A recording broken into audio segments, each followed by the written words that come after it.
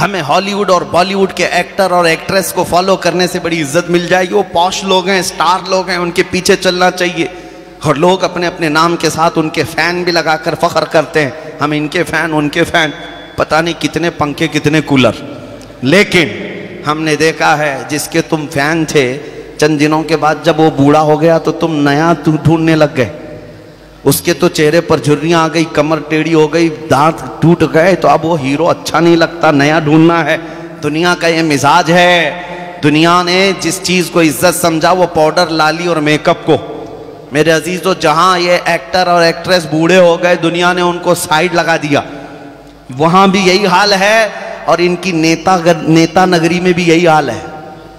40 سال کسی پارٹی کی خدمت کرتے رہے, جوان دوسرے آ گئے تو بوڑھے صاحب کو سائیڈ لگا دیا.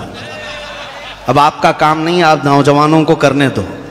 لیکن میں آپ کو بتاؤں, نبی پاک صلی اللہ تعالی علیہ وسلم کے غلاموں کا حال یہ ہے, 80 سال کا اگر اشفاق حسین نعیمی ہو تب بھی اس کی عزت میں اضافہ ہے.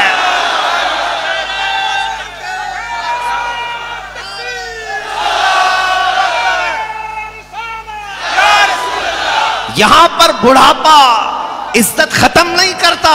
تمہاری آنکھوں نے دیکھا ہوگا مفتی اعظم ہند, مفتی اعظم راجستھان کو, یہ جتنے بوڑھے ہوتے گئے اتنی عزت بڑھتی چلی گئی. یہاں پر بڑھاپے میں عزت ختم نہیں ہوتی. ارے وہ پاؤڈر, لالی اور میک اپ سے لائی ہوئی عزت نہیں تھی. ہاں, وہاں پر صرف غازے کی عزت ہے, جہاں پر تمہارے چہرے جھریوں میں تبدیل ہو گئے. دنیا نیا ہیرو ڈھونڈتی ہے, لیکن میں نے مرشد گرامی حضور تاج الشریعہ کو دیکھا ہے. جن آنکھوں نے انہیں دیکھا ہوگا, 75 سال کی عمر ہے, لیکن لا کر کے بٹھا دو اور ایک طرف 1 لاکھ بڑے بڑے بیوٹی لوگوں کو لا کر کے, خوبصورت لوگوں کو لا کر بٹھا دو, دنیا ان کی طرف نہیں دیکھتی, اس وارث علوم اعلیٰ حضرت کی طرف بغیر ٹک ٹکی باندھے دیکھتی رہتی ہے, بغیر پلک جھپکائے دیکھتی رہتی ہے. کیوں؟ اس بڑھاپے میں بھی ان کی یہ عزت ہے کہ یہ جتنے بوڑھے ہو گئے اتنے خوبصورت بھی لگتے ہیں, اتنے خوبصورت بھی لگتے ہیں. اس لیے میں کہتا ہوں, عزت جو ملتی ہے وہ پاؤڈر, لالی اور میک اپ سے نہیں, عزت جو ملتی ہے وہ دامن مصطفیٰ سے چھن کر کے آتی ہے.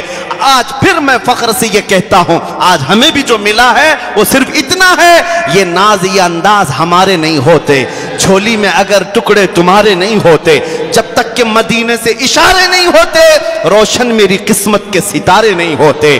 اے سنیو, تمہیں پیغام یہ ہے, بے دام ہی بک جائے یہ بازار نبی میں, بے دام ہی بک جائے یہ بازار نبی میں, اس شان کے سودے میں خسارے نہیں ہوتے.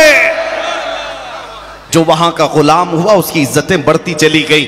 بلال حبشی کو آج احترام کی نظر سے ہم دیکھتے ہیں, اگرچہ وہ حبشہ کے رہنے والے تھے, کالے تھے, کالی عورت کے بیٹے تھے, لیکن جانتے ہو رسول کریم صلی اللہ تعالیٰ علیہ وسلم کی غلامی سے وابستہ ہونے کے بعد عزت کا حال یہ ہے. جب مکہ فتح ہوا تھا, میرے آقا نے بلال کو خانہ کعبہ کی چھت پر چڑھا دیا تھا, تاکہ دنیا یہ دیکھ لے, جس بلال کے پاؤں میں تم رسی ڈال کر کھینچتے تھے, انہیں کوڑے مارتے تھے, انہیں انگاروں پر سلاتے تھے, میری غلامی کی وجہ سے حالات کو بدل لینے دو, پھر نبی پاک کے غلام کی عزت دیکھ لینا, اللہ تعالیٰ اسے کعبے کی چھت پر پہنچا دیتا ہے.